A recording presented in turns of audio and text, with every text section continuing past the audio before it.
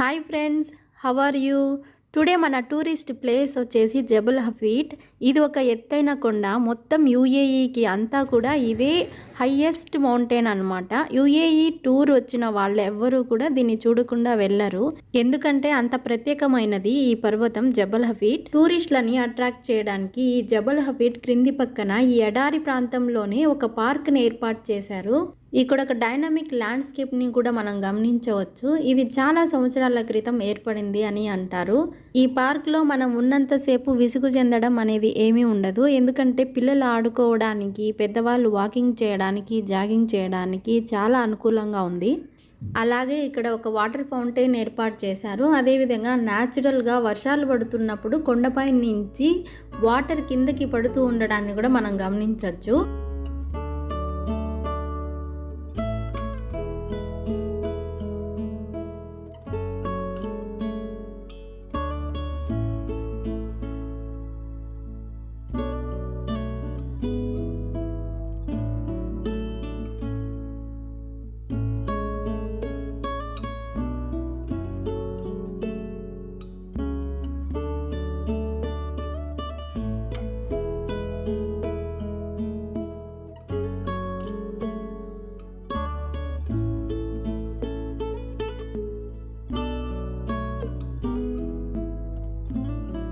అయితే ఇక్కడి నుండే మన జబల్ హఫీట్ ప్రయాణాన్ని కొనసాగించాలి.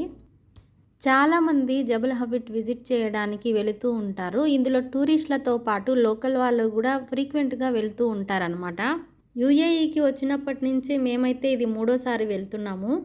ఈ కొండ ప్రాంతం పైకి ఎక్కే కొద్దికి మనం చాలా వంపులు తిరిగిన రోడ్లను మనం చూస్తూ వెళ్ళొచ్చు అన్నమాట.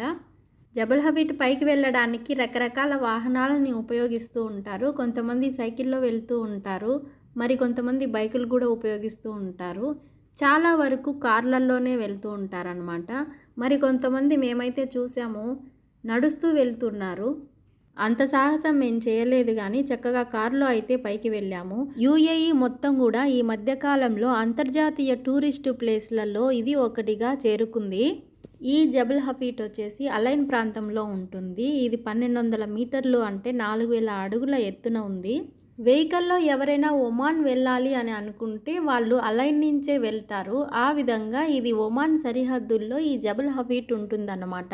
యూఏఈ చరిత్రలోనే ఈ హఫీట్ యొక్క కాలము సుమారుగా 2600 BC ప్రాంతం నుండి ఉండొచ్చు అని Sheikh Zayed network of protected ఏరియాస్లో ఈ జబల్ హఫీట్ కూడా ఒకటి అన్నమాట. కాబట్టి వాళ్ళే ఈ పార్కుల్ని, జబల్ హఫీట్ ప్రాంతాన్ని అభివృద్ధి చేస్తూ ఉంటారు. ఈ ప్రాంతంలో దొరికిన అవశేషాలను బట్టి ఆర్కియాలజిస్టులు ఈ ప్రాంతానికి 2600 BCE పురాతన కాలం ఉంది అని చెప్పి నిర్ధారించారు. జబల్ హఫీట్ వాతావరణం గురించి చెప్పుకుంటే చాలా ప్రత్యేకత ఉంది.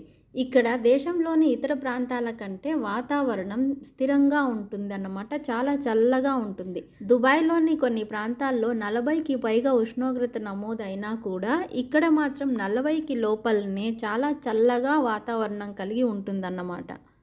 ఎండాకాలం మనం వెళ్ళినప్పుడు అంత ఎంజాయ్ చేయలేకపోయినా చలికాలం వెళ్ళినప్పుడు మాత్రం చల్లని వాతావరణాన్ని చూడొచ్చు.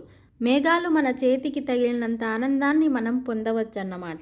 ఆ విధంగా మెల్లగా మనం పైకి చేరుకున్నాము అంటే జబల్ హఫీట్లో ఉన్న పర్వత శ్రేణులన్నిటిని చూస్తూ ఎంజాయ్ చేయొచ్చు. అదేవిధంగా అలైన్ సిటీ మొత్తాన్ని కూడా మనము చూడొచ్చు అన్నమాట. ఇక్కడ నుండి నైట్ వ్యూలో అలైన్ సిటీ అద్భుతంగా ఆకర్షణీయంగా వెలిగిపోతూ ఉంటుంది. నా ఛానల్ని చూస్తున్న వాళ్ళు సబ్స్క్రైబ్ చేసి ఒక లైక్ చేసి షేర్ చేయండి ఫ్రెండ్స్.